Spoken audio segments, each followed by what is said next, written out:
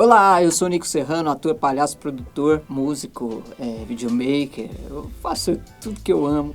Esse é um vídeo do PROAC 39, o PROAC Expresso, aquele 2021 que a Secretaria do Estado da Cultura, de São Paulo promoveu aqui para que os artistas pudessem gravar uma videoaula para vocês. E eu vou falar um pouco para vocês sobre ser um sem vergonha. Calma, não é nada disso que você está pensando. Nada mais é do que... Podemos falar uma videoaula de oratória? Podemos falar que é uma videoaula para você falar em público? Podemos falar que é palhaço para não palhaços? Eu fiz uma mistura nessa videoaula aqui para vocês. Espero que vocês aproveitem. Mas antes... estou aqui por alguns motivos. Te mostrar caminhos leves de se falar em público, reuniões, entrevistas de emprego, entre outros momentos que precisa se expor. Te mostrar que não é apenas a sua boca que fala, porque o seu corpo também fala junto. E os olhos podem falar mais do que ela. Te mostrar o quanto tudo isso pode ser prazeroso, pode te deixar confiante e feliz por conseguir falar. Feliz! Mas antes eu também preciso falar um pouquinho de mim. Bom, minha caminhada começa na arte aos 11 anos, quando eu entro na escolinha de bateria da escola de samba, de uma escola de samba aqui de São Paulo, chamada Acadêmicos do Tucuruvi, por onde eu morei durante uns 20 anos da minha vida. Na sequência eu faço parte de um grupo de samba, toco em várias casas noturnas de São Paulo, abro shows para nomes como Arlindo Cruz Sombrinha, Fundo de Quintal, Grupo Sensação, Exalta Samba, entre vários nomes assim que a gente conhece, Leci Brandão, entre vários outros assim. Paralelamente ao grupo de samba, eu completo meus 15 anos e vou trabalhar num escritório de uma construtora como office boy. Isso. A partir daí, eu não larguei a música, Eu fazia de final de semana ou alguns dias da semana, à noite, e ia trabalhar no dia seguinte normal. Aí dentro dessa empresa eu passei por vários cargos, auxiliar de almoxarifado, auxiliar de departamento pessoal, assistente de RH, e aí passei para o departamento de marketing e foi onde eu comecei a me encontrar um pouco mais para trabalhar com eventos. Paralelamente tocando. Comecei a cursar a faculdade de marketing e publicidade. Durante esse curso foi onde eu conheci algumas áreas do marketing. Marketing cultural, marketing social, marketing esportivo, marketing institucional, entre vários outros. E o meu grupo foi sorteado em um dos anos para trabalhar com marketing cultural. Foi onde a gente fez um trabalho em cima de uma companhia teatral e onde um diretor virou e falou para mim: nossa, você tem um quê de artista, por que você não investe nessa área, Se você for pro cômico por conta da sua altura e se isso não for problema, você vai ter sucesso. Bom, sucesso eu não sei se eu tenho, mas eu amo o que eu faço. Palhaçaria. Eu me encontrei na palhaçaria, Porque a palhaçaria trabalha algo muito legal, que é o nosso interno. E eu costumo dizer que a palhaçaria acontece de dentro para fora. Eu acredito muito nisso. Quanto mais a gente se conhece, mais à vontade a gente vai ficar no palco fazendo a palhaçaria, porque ela evidencia as nossas ridicularidades. E se isso não for problema para você, show, vai ficar ótimo. Mas eu não vou aqui, não é para eu te ensinar a ser palhaço, é para te ajudar a falar entre as pessoas, com o público, principalmente numa reunião de empresa, ou numa entrevista de emprego, ou numa reunião de amigos, num ambiente onde você chegou e não conhece ninguém. Em algum momento vai te ajudar. E nessa empresa eu fiquei por 12 anos. E depois dessa empresa eu passei por mais 8 anos dentro de uma outra, em uma multinacional, onde eu respondi pelo setor de marketing esportivo e eventos. E também me aproximei de análise de projetos de patrocínio. Foi onde eu conheci um pouco mais de projetos culturais, onde eu me joguei um pouco mais nessa área também. Inclusive shows grandes, com nomes Ivete, aparecia projeto de Ivete Sangalo, Skank, Titãs, vários projetos muito legais de ser lido e de entender como é que funcionava aquilo. Mas no final de 2006 eu comecei a trabalhar também, comecei a buscar um pouco mais, de alguns cursos. Eu lembrei daquele diretor que falou pra mim, você tem um quê de artista? E aí eu fui procurar resgatar algumas coisas da minha vida e resgatei que eu tinha um pouco de palhaçaria, porque meu pai sempre sentava comigo aos domingos de manhã e pedia para que eu assistisse com ele Chaplin, Gordo e Magro, Os Três Patetas. E aí eu fui buscando, na minha infância tem muito palhaço na TV, a Relia, Torresmo, tem vários palhaços na TV ali, aí eu me reconheço, mais ainda que eu tenho um quê, né, de estudo ali, né, eu busquei ainda mais, né, fui buscar mergulhar um pouco mais no universo cômico e entender um pouco do que é o humor, a comicidade, aonde me leva depois em 2006 ali eu larguei meio que essa multinacional para me embarcar, né, junto com alguns amigos em uma companhia de circo-teatro e estou até hoje nela.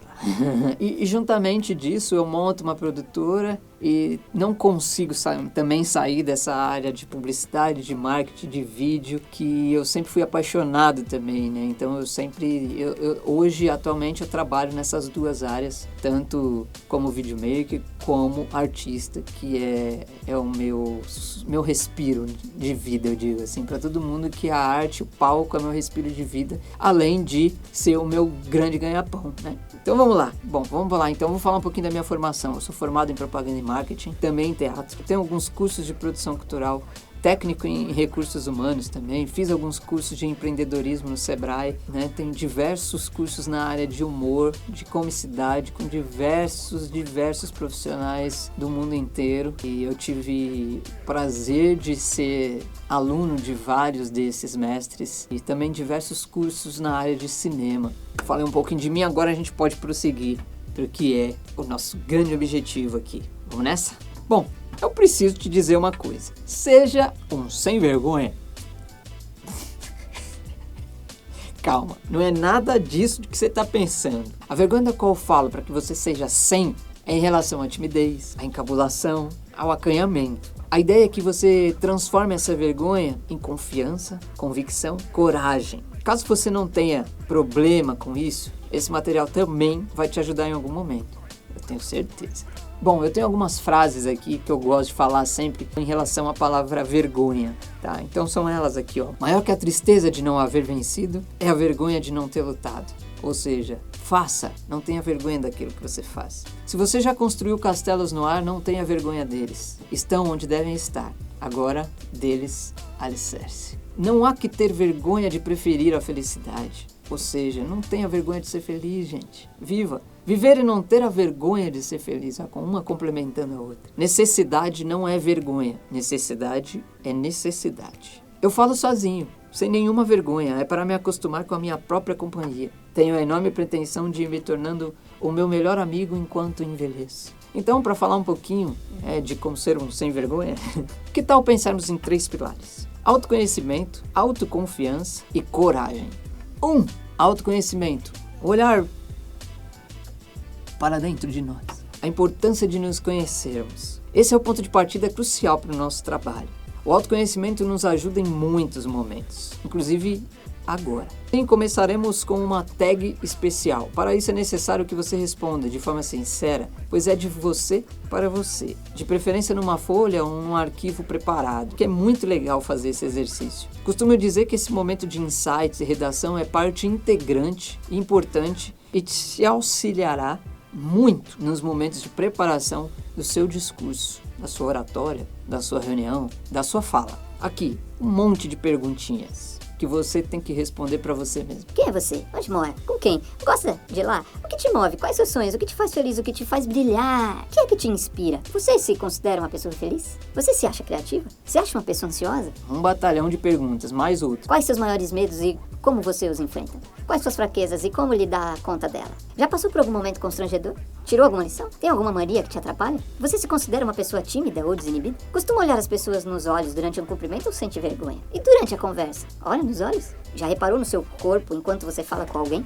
Mais outras. Depende para que área, isso aqui também é muito importante. Você fala gírias? Se sim, já escapou em hora errada? Costuma se cobrar em falar corretamente? Como você desabafa em momentos de tensão? Tem vontade de fazer algo para mudar a sua vida? O quê? Quais suas melhores habilidades e competências? Quem você quer ser e o que tem feito para isso? Qual mudança você gostaria de fazer ao seu redor? Qual realização mais se orgulha? Quando gosta de algo, você compartilha com outras pessoas? De que forma? Gosta de participar de videochamadas? Gosta de expor suas ideias em vídeo ou pessoalmente? Acha tenso ficar em evidência? Sente segurança em falar para as pessoas? Aí a gente pode falar em vários momentos. Numa roda de amigos, numa reunião de empresa, numa apresentação dentro de uma sala de aula. Você é o que você expõe? Você é o tipo de amigo que gostaria de ter como amigo? Tá vendo, gente? É um monte de pergunta que a gente se faz até pra ser palhaço. No meu caso, assim, né? Não sei o de vocês, assim, não sei se você é artista, não sei se você é uma pessoa, um profissional de outra área, né? Que trabalha com alguma outra área e quer também, e precisa falar, né?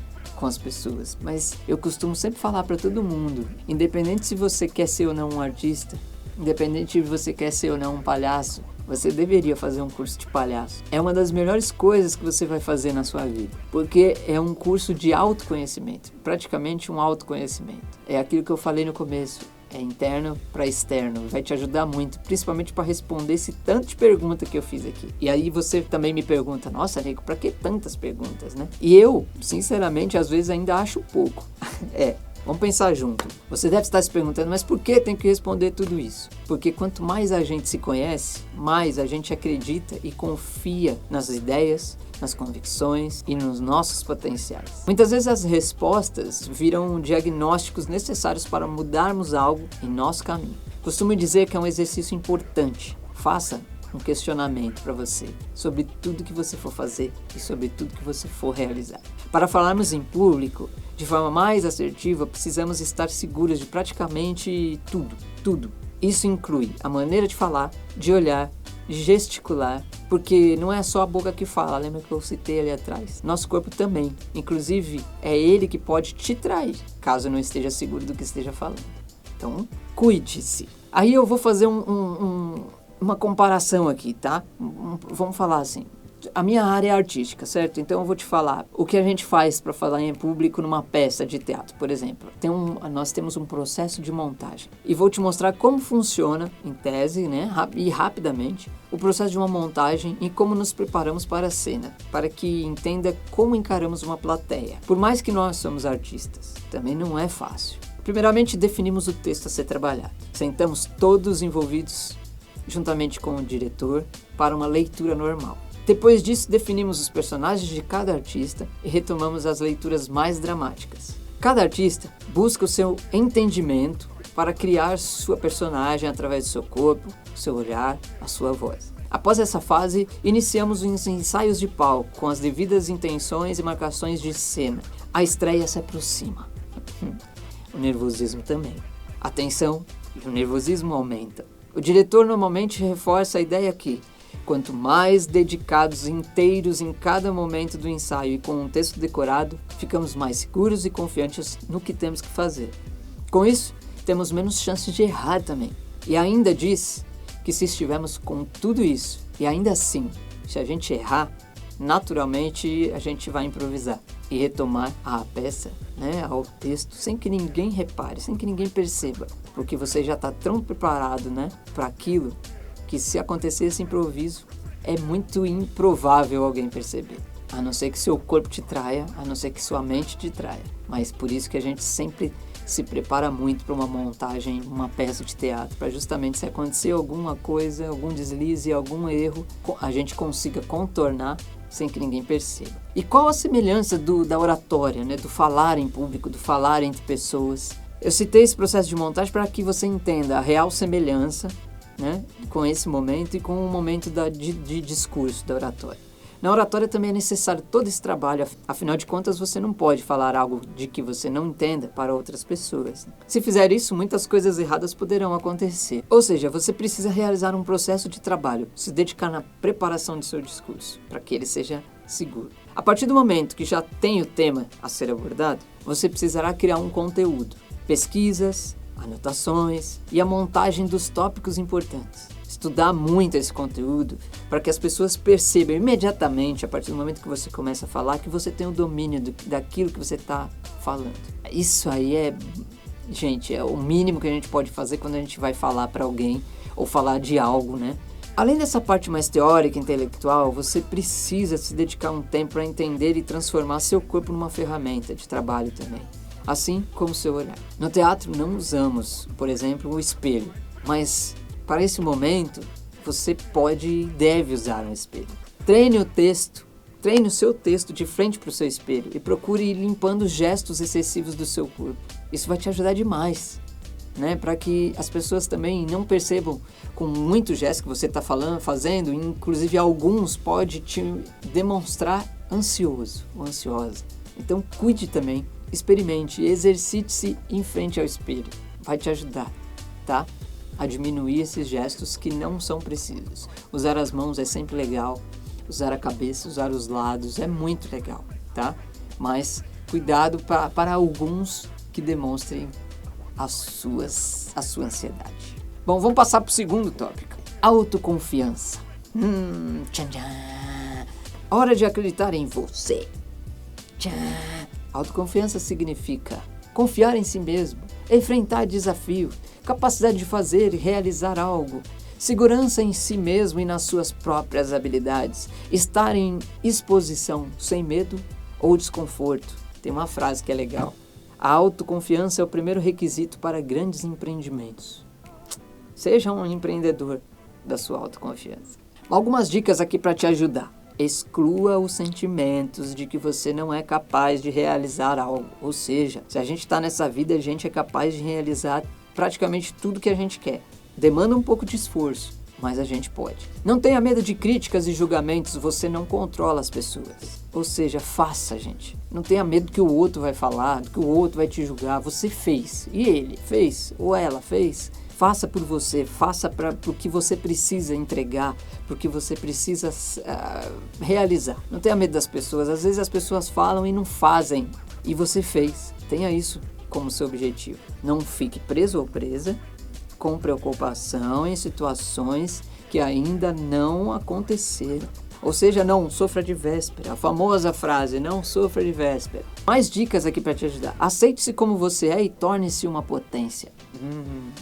A partir do momento que você se aceita, aqui tem muito do palhaço. Palhaço é isso, gente. Um pouco da palhaçaria, para vocês entenderem, é isso. A partir do momento que você aceita. No nosso caso, enquanto palhaço, a gente tem que aceitar as nossas ridicularidades, né? Para que isso seja grande em cena. Para que a gente não tenha vergonha de fazer e assumir os nossos erros, as nossas perdas. Perder faz parte do palhaço e essa perda é bonita para ele. A partir do momento que ele mostre isso de forma gloriosa, né?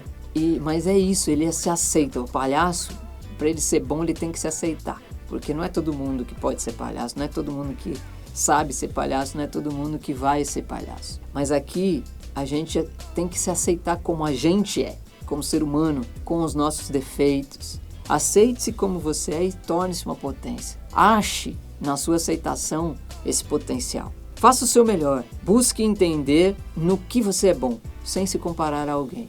Faça o seu melhor. Busque entender no que você é bom, sem se comparar a alguém. É isso.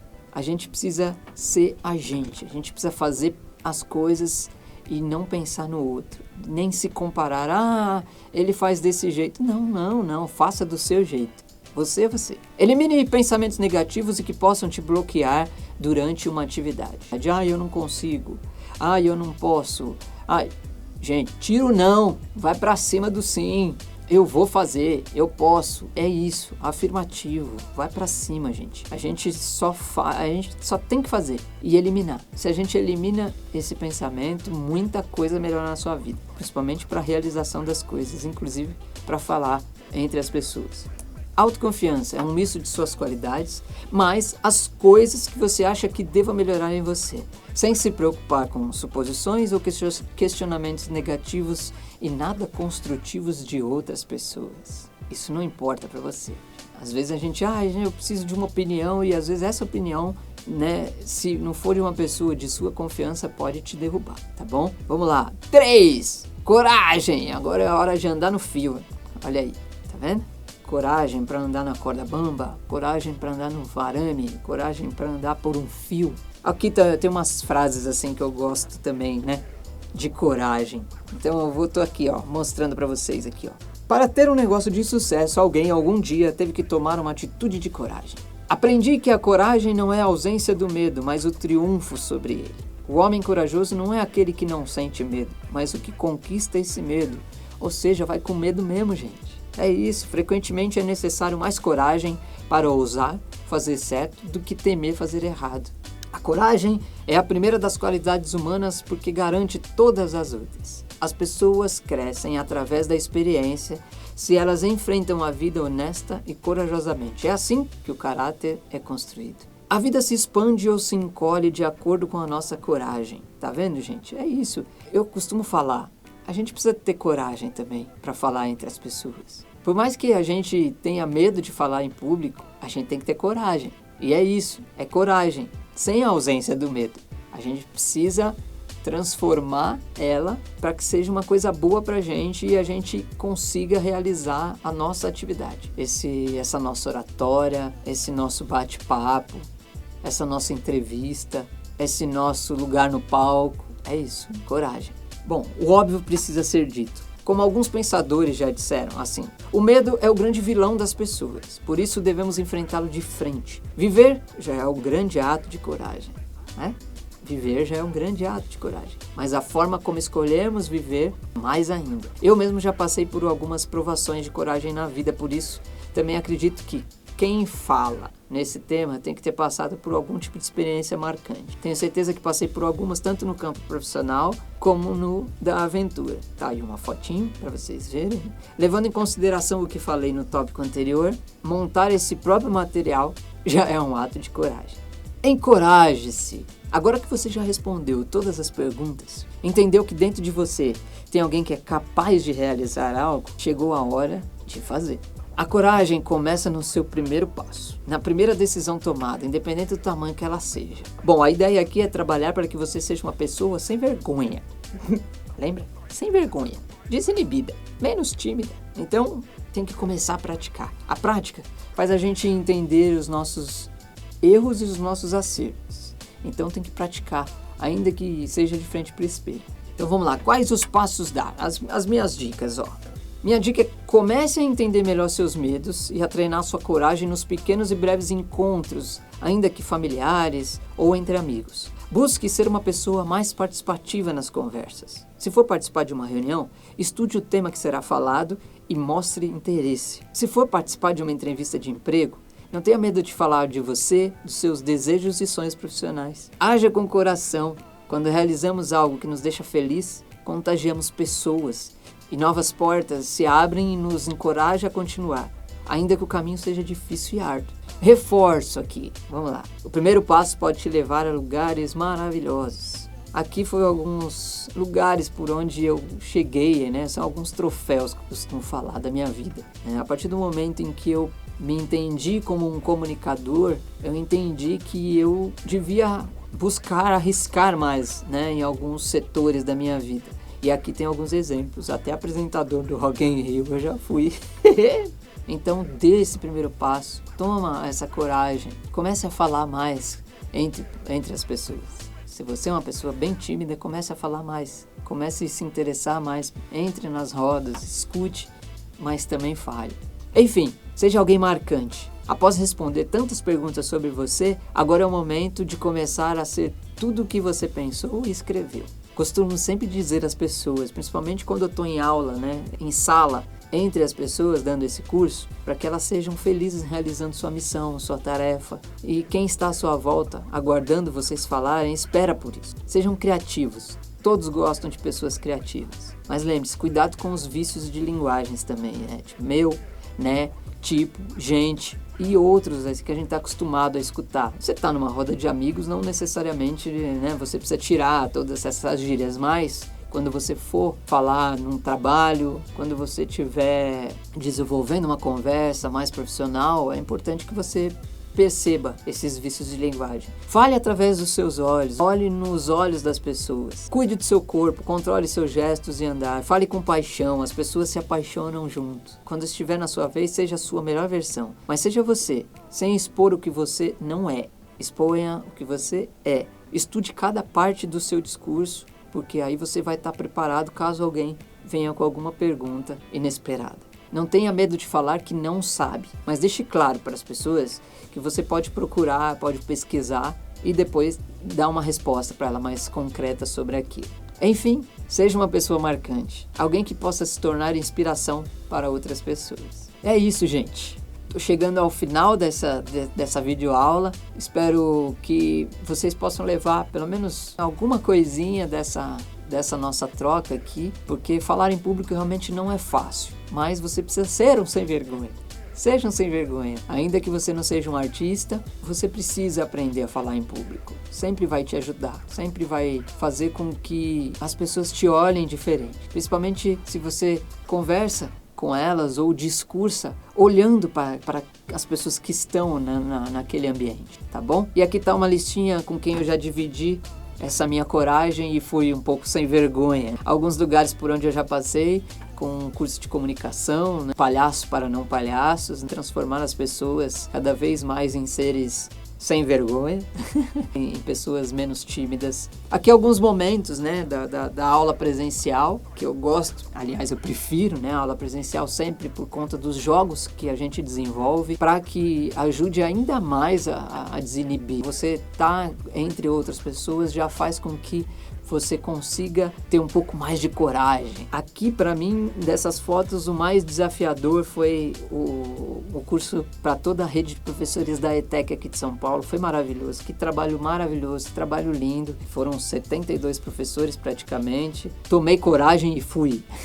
falar para muitos professores que estão acostumados com a sala de aula, né? E é isso, pessoal. Tá aqui um pouco dessa videoaula, como ser um sem vergonha, né? Ou seja, um sem vergonha, palhaço para não palhaços. Se você gostou, compartilha com alguém que possa gostar desse material, para escolas, para ONGs, para jovens, né? Principalmente para jovens, para adolescentes, que é interessante, que está entrando nessa área também, que é de cuidado, né? Com as gírias, cuidado de como se comportar numa entrevista de emprego. Acho que é interessante também para eles. Na real, é para todo mundo. É um material democrático, vale para todo mundo. Estou aqui à disposição nesses canais, tanto no e-mail quanto no meu Instagram. Me inscreva lá. Caso você ache legal também levar uma aula minha com os jogos, né, de teatro, de comicidade, tá bom? Quem sabe um trabalho presencial pode transformar as pessoas de onde você trabalha, de onde você estuda, para que você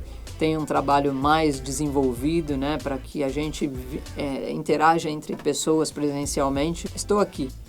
Me convidam, que eu vou. Vamos transformar as pessoas em sem vergonha. Um beijo e me sigam. Tchau!